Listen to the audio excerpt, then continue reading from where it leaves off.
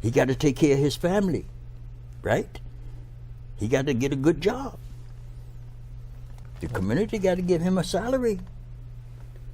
I was reading, yesterday, a few days ago, that the person is responsible for answering to Allah regardless of the circumstances forcing him to commit the crime. Mm-hmm. Mm-hmm. So it's always a matter of, I had no choice. Mm-hmm. I had nowhere to go. Mm-hmm. There was nothing else that I could do. Mm-hmm. So even under those circumstances, the person is left with no option. Right. Okay? So what should they do then? Commit the crime or not commit the crime? They're going to blame it on the circumstances. Right. That they have no option and nowhere to go. Right. There was many incidents that took place. And the scholars can relate to this, and because, like I said, I'm not a scholar. I'm just an average Muslim trying to survive in a state of ignorance with a road that had many directions. And I'm confused by the direction which these roads has given signs. There was a man in the time of Hazrat Umar. He committed theft to feed his family. When the people caught him and they brought him to trial before the judge, and Hazrat Umar, the validity of the story, Allahu Alam. Like I say, this is something that I read years ago. So it is said that Umar, he was the Khalifa at the time and he was present. So they brought this person in, the accuser and the complainant, right? So they was talking about executing the law. And Umar asked the question, why did you steal? He said, to feed my family. Immediately he turned to the person in charge of the Beit Mal. Did you know of this person? He said, no, I do not. This is your responsibility. He turned to the Qadi, the judge. He is not the thief. He is. Why? When the Muslims fail in their responsibility, corruption can come into existence from any form. When a person strives for knowledge, he must be willing to take the responsibility of it. Just like we say, when a policeman put on a badge, he must take the responsibility of it and the agreement that he made with it. When a doctor put on that white coat and get his license to practice, he must be sincere in that, not having fear of manipulating the system as we may have today for the cost of money. Irrespectable if you have no insurance and if you have insurance. Injustice is injustice. So when the Muslim began to apply those laws, then you can say that person is a scholar. Now you can say that person have understanding because he learned by events. Then he know how to apply it. See, a person like me need them.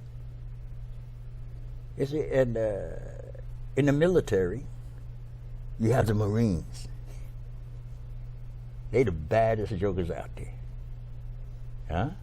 You have the Army. They not as bad as the Marine. I'm gonna tell you. Huh? And they not as smart as the Marines. Anybody can be in the Army. But in the Marines, In the Navy, In the Air Force, oh no.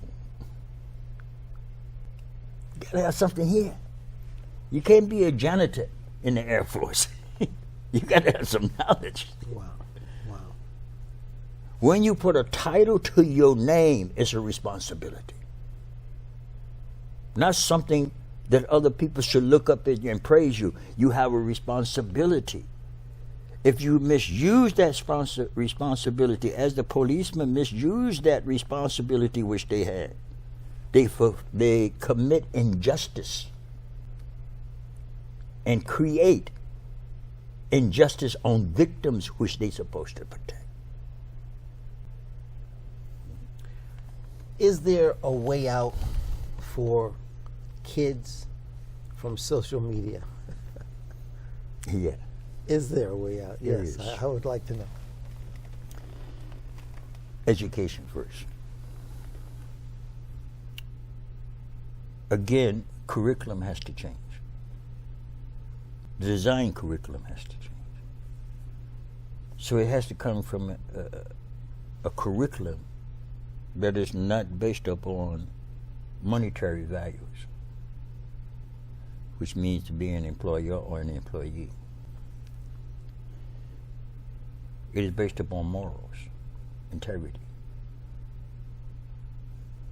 It has to be. So first is the education. That system in the curriculum has to have that foresight. The value of a human being in many forms, technology and skills. The second is industry. The industry should be connected to the educational system as it is today, but not on greed and manipulation. And the economic system.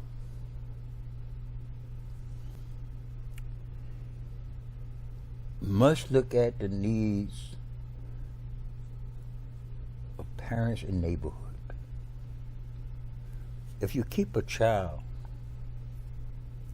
in a dilapidated environment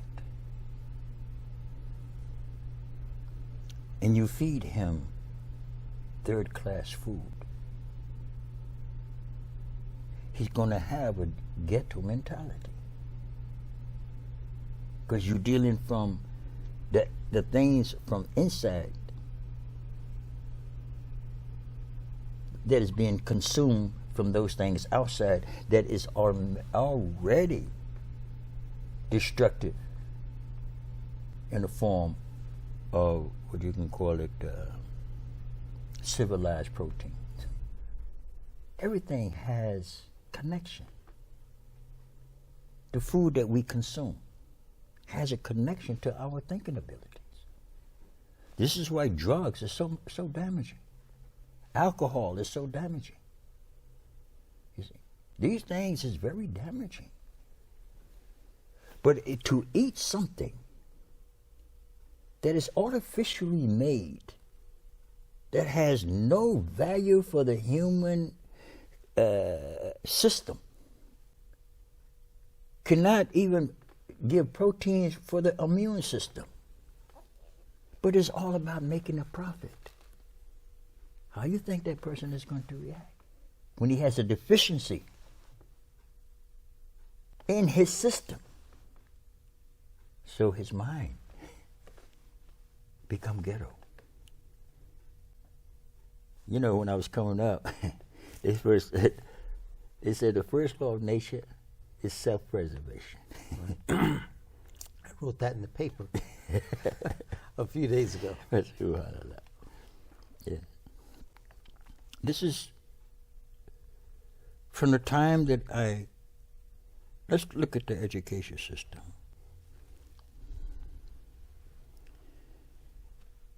Before the Civil Rights Bill was passed, my aunt, my great aunt, was a principal over the school. And my old cousin, that was much older than us, was a teacher. And we had other family members teaching that was connected through marriage or whatever in the school system. Do you think that we could play with the teachers when they was in our own family? Could not. Very strict. Huh? And in those days, they used to have a board with holes in them. And if you was to be naughty in class, you didn't get sent to detention. And you got hit with that board. And a note was sent already before you can get off the bus or before you can get home. It was already sent to your parents. By whom? So it took a village to raise the child.